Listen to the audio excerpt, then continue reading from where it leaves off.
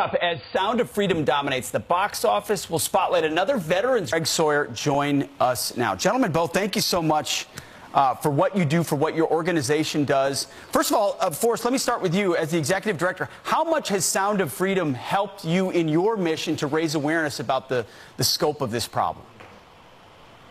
It's done a lot of great things for us.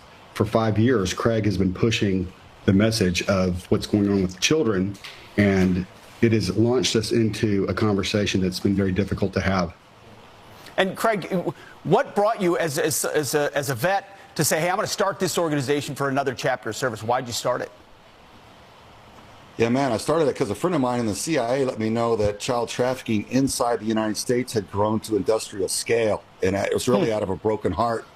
I'm just a father and busted up veteran, but I had to do something. So I decided to make a documentary, expose the problem, and generate a cultural change just to protect the little ones. And Craig, how do you do this? Because you guys have had serious success. Veterans for Child Rescue have 26 arrests across the U.S. with a 100% conviction rate. How do you put it together? How do you work with law enforcement? Yeah, well, we start with a district attorney who will prosecute, because sadly some won't now for specific reasons, and we backtrack from there, and the DA will choose whichever sheriff's department, police departments, federal and local law enforcement he or she is most comfortable with, and we'll plan the operation from there with a multi-agency task force, and then run the joint operation and bring the predators in. And Forrest, what do you say to people who are still critical, not just of the film, but of the idea that child sex trafficking is a real problem in the United States? I think people need to start listening and looking around. They can go to our website and they can learn how to better understand what they are missing. It's a $150 billion industry worldwide, so there's plenty of evidence around you if you know what to look for. And in the United States, what should we look for us? I mean, what do these operations look like? How do they thrive?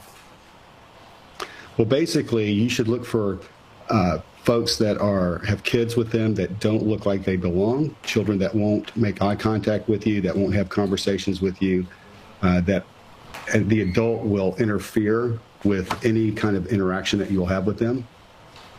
And Craig, for our viewers out there, if they want to support your mission, your organization, how can they? Give them the information.